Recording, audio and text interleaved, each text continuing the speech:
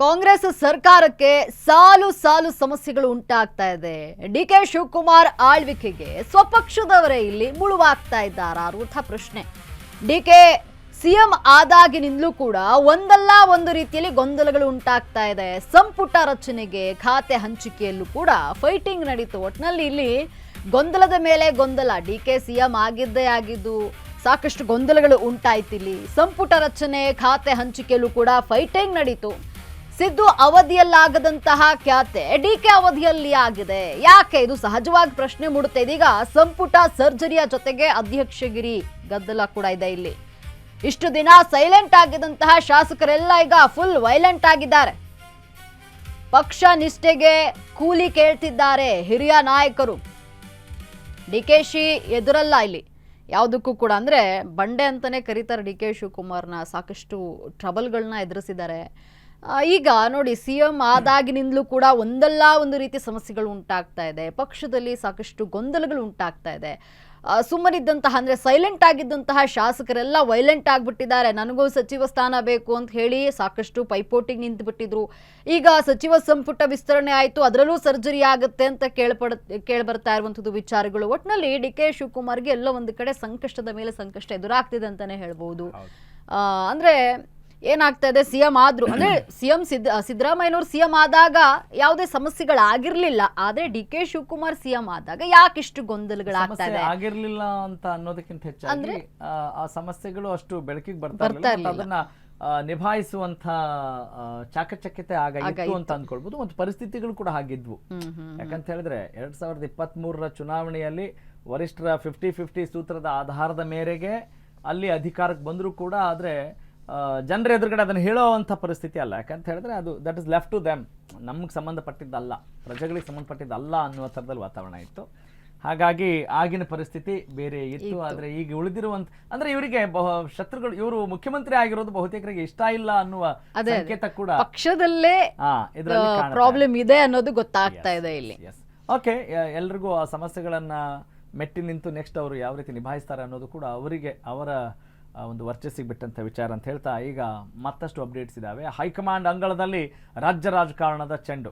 Okay, ಆ ಚೆಂಡು ಯಾರಿಗೆ ಚೆಂಡು ಹೂವು ಕೊಡ್ತಾರೆ, ಏನು ಮಾಡ್ತಾರೆ ಗೊತ್ತಿಲ್ಲ. ಹೈಕಮಾಂಡ್ ಅಂಗಳದಲ್ಲಿ ಒಟ್ಟಿನಲ್ಲಿ ಸದ್ಯದ ಒಂದು ನಿರ್ಧಾರಗಳು ಇಲ್ಲಿ ಬಗೆಹರಿತಾ ಇಲ್ಲ. ಕಾದು ಕಾದು ಸುಸ್ತಾದಂಥ ನಾಯಕರಿಂದ ಅಂದರೆ ಡೆಲ್ಲಿ ಪರೇಡ್ ಮಾಡ್ತಾ ಇದ್ದಾರಲ್ಲ, ಅವರು ಕೂಡ ಈಗ ಅಯ್ಯೋ ಯಾಕಾದರೂ ರಾಜಕಾರಣಕ್ಕೆ ಬಂದ್ವಾ ಅಂತ ಅನ್ನೋ ಪರಿಸ್ಥಿತಿ ನಿರ್ಮಾಣವಾಗಿದೆ ಅಂತ. ಒಂದಲ್ಲ ಎರಡಲ್ಲ 10 ಮಂದಿ ದೆಹಲಿಗೆ ತೆರಳಲು ಸಜ್ಜಾಗಿದ್ದಾರೆ. 10 ನಾಯಕರು, 12 ನಾಯಕರು.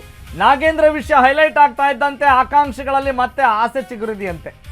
ಮಂತ್ರಿಗಿರಿ ಸಿಗದಿದ್ರು ಅಧ್ಯಕ್ಷಗಿರಿ ಏನಾದರೂ ಕೊಡುವಂತೆ ಪಟ್ಟಣ ಹಿಡಿಯುವ ಪ್ರಯತ್ನ ನಡೀತಾ ಇದೆ ಅನ್ನೋದು ಸದ್ಯದ ಮಾಹಿತಿ. ನಿಗಮ ಮಂಡಳಿ ಅಧ್ಯಕ್ಷ ಸ್ಥಾನಕ್ಕಾಗಿ ಸಿಕ್ಕಾಪಟ್ಟೆ ಫೈಟ್ ನಡೀತಾ ಇದೆ. Full fight.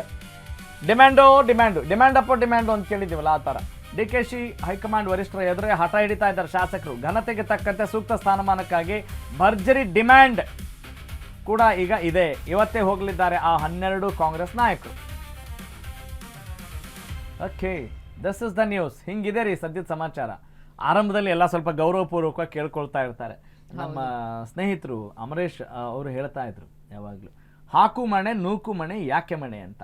ಆರಂಭದಲ್ಲಿ ಬನ್ನಿ ಅಂತ ಮಣೆ ಹಾಕ್ತಾರೆ. ಆಮೇಲೆ ಸ್ವಲ್ಪ ದಿವಸ ತುಂಬಾ ಕ್ಲೋಸ್ ಆದ ತಕ್ಷಣ ಅವನ್ಗೆ ಯಾಕೆ ಮಣೆ ಅನ್ನೋ ಥರದಲ್ಲಿ. ಆಮೇಲೆ ನೂಕು ಮಣೆ ಅಲ್ಲ, ಫಸ್ಟು ಹಾಕು ಮಣೆ ನೂಕು ಮಣೆ ಯಾಕೆ ಮಣೆ ಫಸ್ಟಿಗೆ ನೂಕ್ತಾರೆ. ಆಮೇಲೆ ಫಸ್ಟಿಗೆ ತುಂಬಾ ಪ್ರೀತಿ ಗೌರವದಿಂದ ನಡೆಸ್ಕೊತಾರೆ. ಆಮೇಲೆ ಒಂದು ಸ್ವಲ್ಪ ಮಣೆ ಹಿಂಗೆ ಸರಿಸ್ತಾರೆ. ಆಮೇಲೆ ಅವ್ನಿಗೆ ಯಾಕ್ರಿ ಮಣೆ ಹಂಗೆ ಕೂರ್ತಾನೆ ಬಿಡ್ರಿ ಅಂತ. ಆ ಥರದ ಪರಿಸ್ಥಿತಿ ಈಗ ರಾಜಕಾರಣದಲ್ಲೂ ನಿರ್ಮಾಣವಾಗಿದೆ. ಓಕೆ, ಈಗ ಯಾರೆಲ್ಲ ಹೊರಟಿದಾರ್ರಿ ದೆಹಲಿಗೆ? 12 ಕಾಂಗ್ರೆಸ್ ನಾಯಕರು ಅಂತ ಹೇಳಿದ್ವಿ ಅಲ್ವಾ. ಯಾರವರು? ಎಸ್, ರಾಮದುರ್ಗದ ಅಶೋಕ್ ಪಟ್ಟಣ್, ಎಸ್, ಅವ್ರ ಜೊತೆಗೆ ಮತ್ತಾರು? ಹೊನ್ನಾಳಿಯ DG ಶಾಂತನಗೌಡ, ಎಸ್. ಇನ್ನು ರಾಯಚೂರು ಗ್ರಾಮೀಣ ಕ್ಷೇತ್ರದ ಶಾಸಕರು ಬಸನಗೌಡ ದದ್ದಲ್, ಅವರು ಕೂಡ ಮುಂದಾಗಿದ್ದಾರೆ. ಹಂಪನಗೌಡ ಬಾದರ್ಲಿ ಸಿಂಧನೂರಿನ ಕ್ಷೇತ್ರದ ಶಾಸಕರು, ಇವರೆಲ್ಲ ಡೆಲ್ಲಿಗೆ ಹೊರಟಿದಾರ್ರಿ.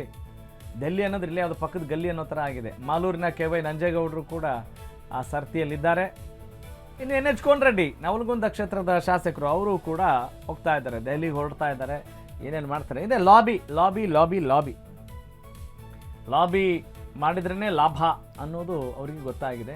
ಅದು ಏನು ಲಾಬಿ ಮಾಡ್ತಾರೆ, ಎಷ್ಟು ಜನರು ಲಾಬಿ ಮಾಡ್ತಾರೆ, ಯಾರಿಗಂತ ಈಗ ಹೈಕಮಾಂಡೇ ಈಗ ಇನ್ನೊಂದು ಹೈಕಮಾಂಡ್ ಹುಡುಕ್ಬೇಕಾದಂಥ ಪರಿಸ್ಥಿತಿ ನಿರ್ಮಾಣವಾಗಿದೆ ಅನಿಸುತ್ತೆ. ಅಂಥ ಒಂದು ಪರಿಸ್ಥಿತಿಯಲ್ಲಿ ನಮ್ಮ ರಾಜ್ಯ ರಾಜಕಾರಣ ಇದೆ. ಕಾಂಗ್ರೆಸ್ ಆ ನೇತೃತ್ವದ ಆಡಳಿತ ಹಿಂಗಿದೆ, ನಮ್ಮನ್ನಾಳುವ ನಾಯಕರು ಹಿಂಗಿದ್ದಾರೆ. That is what we are showing as a mirror.